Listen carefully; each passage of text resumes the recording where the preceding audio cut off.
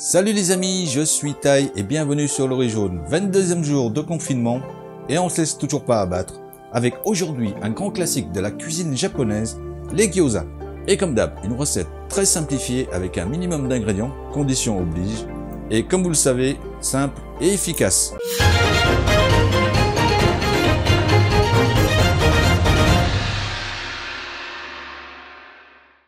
Il nous faudra pour la viande de l'échine ou côte de porc désossée, et comme vous le savez, vous pouvez la remplacer par de la viande de poulet ou même du bœuf, du chou blanc, des champignons de Paris, du gingembre, de l'ail, de la ciboulette, de la sauce de soja, de l'huile de sésame, du sel, du poivre, et pour les feuilles de gyoza, de la farine de blé. Pour les quantités, vous le savez, reportez-vous à la description. Nous, on y va tout de suite pour la petite préparation. On commence par préparer la pâte pour les feuilles de gyoza en mélangeant de la farine de blé avec une grosse pincée de sel. Puis on incorpore l'eau.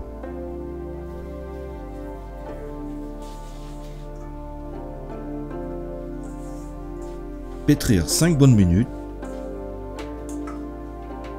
Former une boule. Couvrir d'un film plastique et laisser reposer 30 minutes. Pendant ce temps, on découpe la viande en petits cubes.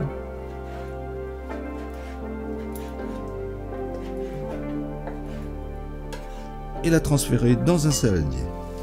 Y ajouter la ciboulette grossièrement ciselée.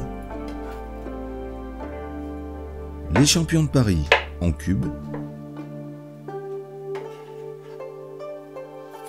Les feuilles de chou blanc en brunoise en prenant soin de retirer au préalable les nervures principales.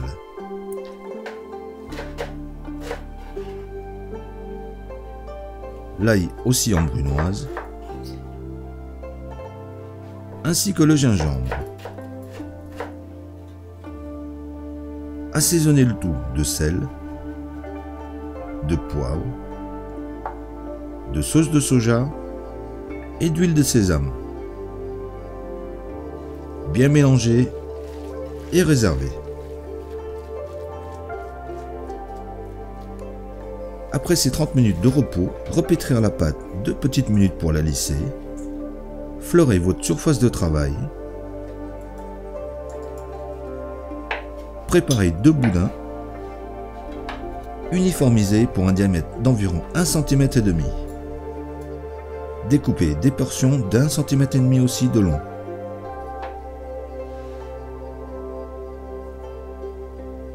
Régularisez le cylindre, aplatir légèrement avec la paume de la main et à l'aide d'un rouleau, former un disque de 10 cm de diamètre au minimum et d'une épaisseur d'1 mm si vous pouvez. Et les recouvrir pour qu'elles ne sèchent pas. Pour la confection, déposez une bonne cuillerée à café de farce au centre de la pâte, repliez celle-ci en deux pour une demi-lune. Soudez en pressant sur 1 cm de chaque côté à partir du centre. Repoussez à l'aide du doigt sur l'une des bordures vers le centre. Un pli va se former, pressez pour souder. Recommencez et faire la même chose de l'autre côté.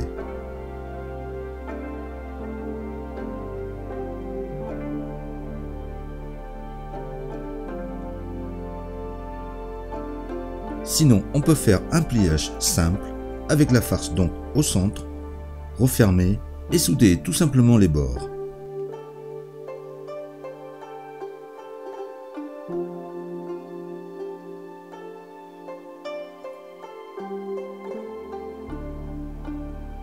Ou alors ma technique, la farce au centre. Placez le ravioli entre le pouce et l'index de chaque main et pressez avec les pouces pour souder. Pour la cuisson, une poêle anti-adhésive à feu moyen, un petit filet d'huile. Déposez les gyoza en prenant soin de bien huiler le fond. Attendre que cela dore légèrement. Verser environ 10 centilitres d'eau. Couvrir et laisser cuire jusqu'à disparition totale de l'eau. Il n'y a plus qu'à les retirer. Ou alors, toujours dans une poêle anti-adhésive, à feu moyen, un petit filet d'huile. Déposez les raviolis comme précédemment. il n'y a pas besoin d'attendre que cela dore. Mélangez une petite cuillère à soupe de farine à 10 centilitres d'eau, versez dans la poêle, couvrir et là aussi laissez cuire jusqu'à totale disparition de l'eau. Attention quand même que cela ne brûle pas. Pour démouler, posez une assiette sur les gyoza, retournez la poêle et le tour est joué. On pourra alors déguster avec une petite sauce de soja parfumée tout simplement avec l'huile de sésame. Et voilà, toujours aussi simple et efficace comme d'habitude. Alors si vous avez aimé la vidéo, n'hésitez pas à la partager et à la liker. Pour plus de détails sur la recette, reportez-vous à la description. Nous en attendant, on vous dit à bientôt et bon appétit!